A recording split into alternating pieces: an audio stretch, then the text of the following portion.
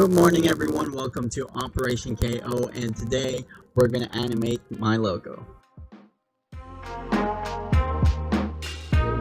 Now you might ask why DaVinci Resolve. DaVinci Resolve is free, and that's always good. But at the same time, it's also a professional grade software. It's used by filmmakers, professional filmmakers, and it's well known for its color grading, color grading capabilities. So we just create a new project here. We want to go to the media pool.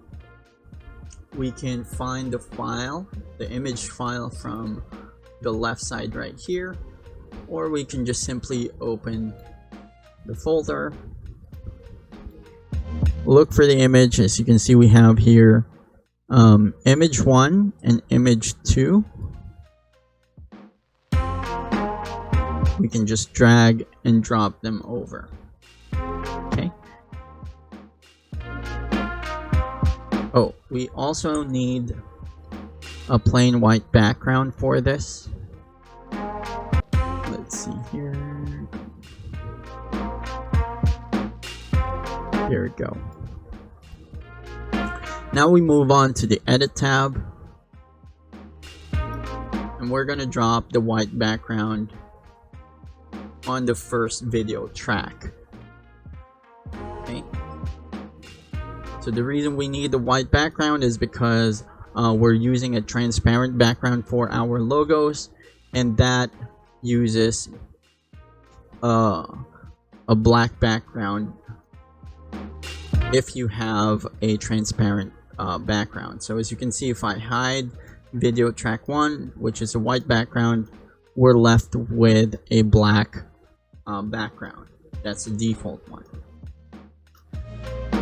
So we simply dragged the image 2 on top of the white background. So it's like this is like layers when it comes to Photoshop. And we added the image 1 on the very top of all the images. So it created the video track 3 right here. As you can see, if we hide one of the images, it just shows you part of the logo. So that's why we wanted to divide the image into 2 so we could animate them separately. Now that we have all our clips on the timeline, we have to decide how long you would like the animation to be, or the intro will be. In this case, we want to set it at 4 seconds because it's a sweet spot for an intro, because it's not too short, it's not too long, and it's gonna match any song because of the beat. So we're gonna change the duration of these clips, because right now they're sitting at 5 seconds. You can change the duration of a clip by hovering over the end of the clip on the right side and just click and drag. You can either increase the duration or decrease the duration by dragging it over to the left. As you can see, it also shows you how many seconds you're deducting from it and how long the clip will be after you deduct decrease the duration. So we're gonna leave it at 4 seconds. You can also change the duration of the clip. If you right click on the clip, we're doing it on image 2 right now. Right click, you'll get this menu and go to change, if I can find it, change clip duration right here. I'm going to change that to 4 seconds and hit change. As you can see, it's on the same line as this clip. We can also cut the clip. We can press B and just cut the clip right there. So we did that for image 1, and then we're gonna delete this leftover part. Now that we have our clip set to 4 seconds, we can now animate each of these clips or images, and we can do that by adding a keyframe. So if you select a clip, you will find inspector on the top right. If it's not showing, just go to the top right, you'll find inspector and click on it, and you'll have these menus. Now, to add a keyframe, you simply go to whatever option you want to use to animate your clip, and click this diamond right here, and it will create a keyframe. Now, what are keyframes? A keyframe is a term in media production that represents the location on a timeline which marks the beginning and end of a transition. In other words, a keyframe are points in time that represents change or transition, like from point A to point B. Now, for the animation that we want a total of 4 keyframes. Point A to B is going to be the transition of the image from outside of the frame going to the middle of the frame. And then from B to C is going to be how long the image will stay in the middle of the frame. And then from B to C will be the transition out of the frame. So let's go ahead and do that. I'm gonna go to the beginning of the timeline, beginning of the clip. Again, we're doing it on image 1 first. We're gonna use position in this case. I'm gonna click on the diamond to create a keyframe for it, and I want to go to the 0.5 second mark. That's where we're gonna put the second keyframe, and then near the end of the clip around here is the 3rd keyframe and the 4th keyframe on the end of the clip. So we have 4 keyframes, and we can do the same thing for image 2. So I'm gonna select image 2. I'm gonna click on position again to create a keyframe. Have to go back to image 1, go to the 2nd keyframe and select image 2 to make sure that we're adding the keyframe on the same place as image 1. So we're just gonna do the same thing. I'm gonna go to the 3rd keyframe right here and switch over to image 2, create a 3rd keyframe for it, go back to image 1, go back to the end of the clip, and add a keyframe for image 2. Now we have 4 keyframes for each clip. We can now add some changes to our position and animate this logo. So from the beginning of the clip, again, I want the first image to come from the top right of the frame. So I'm gonna use my hand right here to approximately mark where I would want this image to start. I'm changing the position of this image for it to come from the top right of the frame. Yes. Let me show it a little bit. I can line it in. Let's see. Yeah, 450 and then 890. I think that should do it. Now if I press spacebar, here's what will happen. So it comes from the top right, sliding in to the second keyframe at the center of the page or the frame.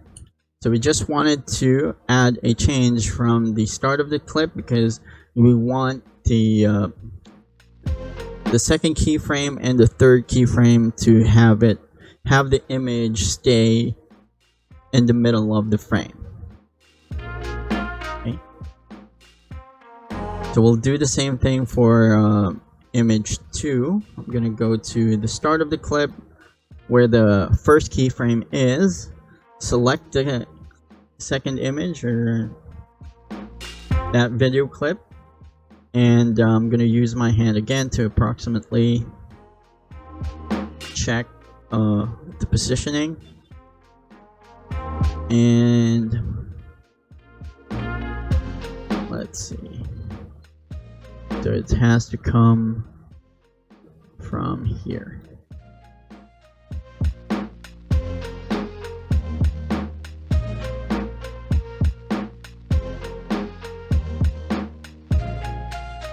There you go. So now if we play it, that's what will happen.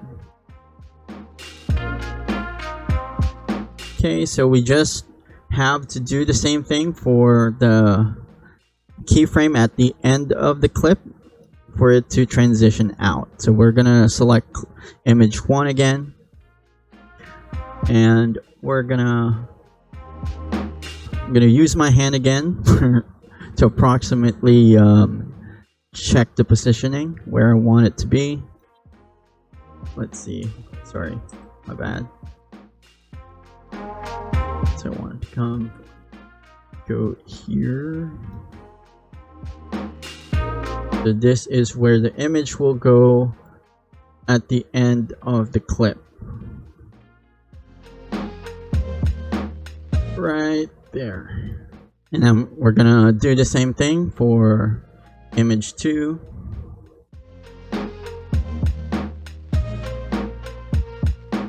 We want the image 2 to exit out of the frame on the upper right side of the frame.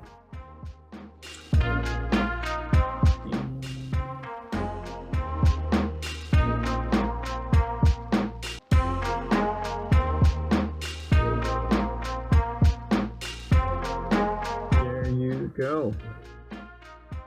And we're done. So we've added keyframes to our clip and added changes on the first keyframe and on the last keyframe. And here's what we have. I'm gonna play it. I'm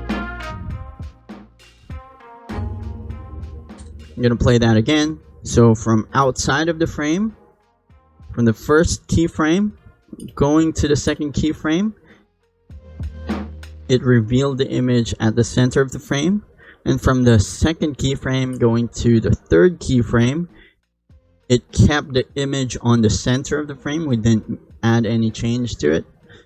And then from the third keyframe to the last keyframe, it transitions out of the frame. So that's basically how keyframes work, how you would be able to use that to add animations to your clips or to images using DaVinci Resolve. Now, keyframe is a general term. It is also available on other video editing softwares like Adobe Photoshop or After Effects or Final Cut Pro or iMovie or Sony Vegas. So whichever you prefer, keyframes is a general term. You just have to look for it and see how you would be able to use it on other softwares. But for DaVinci Resolve, that's how you would do it. Now that we're done animating our clip, all we have to do is export this as its own file. So we can call it logo intro. We want to choose the location where we want to save it. Let's see here.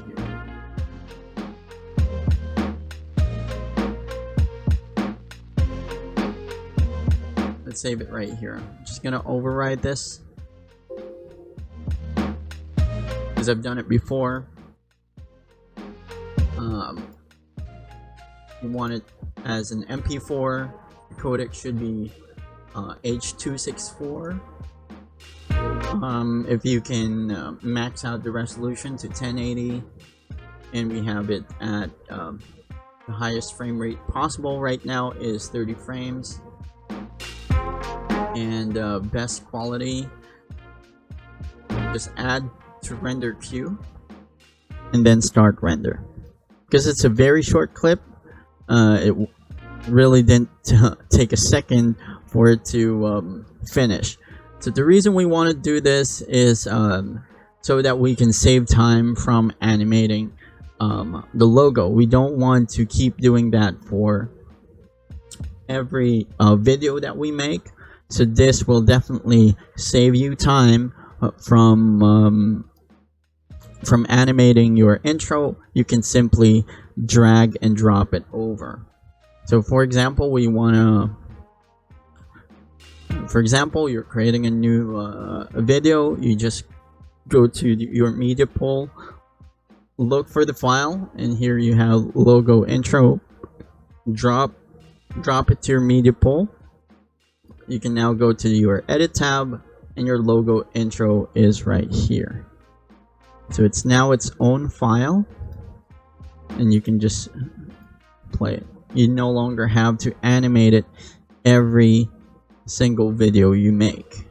So that's it for today's video. I hope you got a ton of value out of this video, and for more videos like this, support this channel, like, subscribe, and share. And if you got any tips or any feedback regarding the presentation of this video, share your comments down below.